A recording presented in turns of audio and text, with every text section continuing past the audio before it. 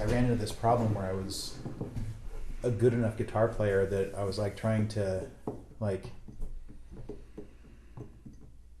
write guitar parts that would carry not very well written songs. And you can't orchestrate your way out of a poorly written song.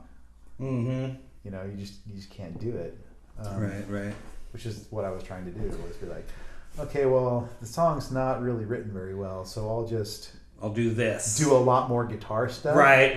And then maybe it'll be cool enough that people will like it. Right. And, you know, nobody did.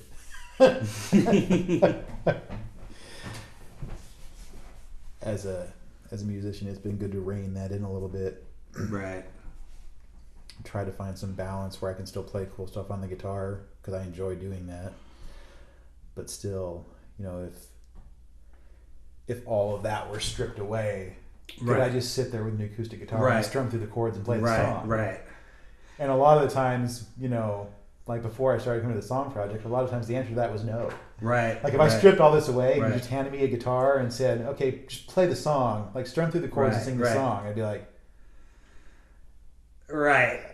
Suddenly it feels, oh God, it's like laid bare. Right. It's exposed for the piece of shit that it really is, right? Like, like it sounds amazing when I have all this stuff happening, but then when I take it all... Nothing there. I mean, it doesn't have to be that, like,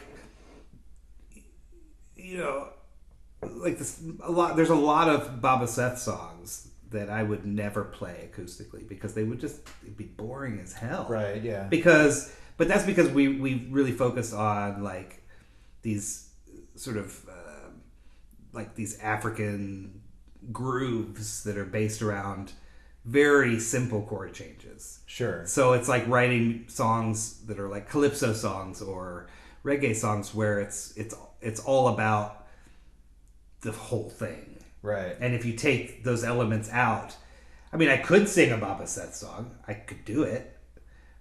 But a lot of them would just be kind of boring if I sang it with a guitar because it's the same three chords over and over. It'd be like sitting there with a guitar and just strumming through some Rusted Root. Right. Well, you can, but it's not going to why would you do that? You know, and I don't think it's necessarily because they're bad songs. Right. It's just that they're not made for that. Mm-hmm. You know, but I also know what you're talking about because I've had songs like that too, where I was like I've written songs completely in the studio. This sounded really cool, you know, but then I get it and it's like, oh man, this song's really boring. There's nothing there. Yeah. I've had to kind of like let some of those things go. Mm-hmm. It's hard to let go. Mm-hmm. And then I've actually had the other thing happen too, where there have been songs that like I've had like all these cool guitar parts for, and it's a great song. And then when I just like take all that stuff away and grab up the acoustic and play it that way, I'm like, oh, it's just better now. Right. Without all that it's actually better this way. Yeah. Like, I've tried to like, because like even on the album, like Die in My Sleep is pretty fast and lots of electric guitars. And, you know, it's a pretty well driven rock song. Yeah. And like the band is like, I don't think they quite believe me when I tell them, but like the best responses I've ever gotten from that song are at like little intimate open mics when I just have the acoustic and it's just me and an acoustic guitar and I slow it down and sing it, and people respond to it much, much better that way.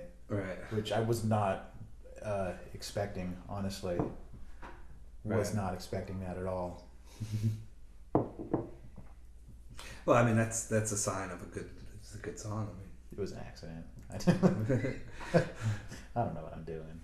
But I think a good song can survive all kinds of iterations, and that is like a key to a good song. Yeah, because it really can, you know, somebody can take it and do something totally different with it, and it's still there. Mm-hmm. It's still good.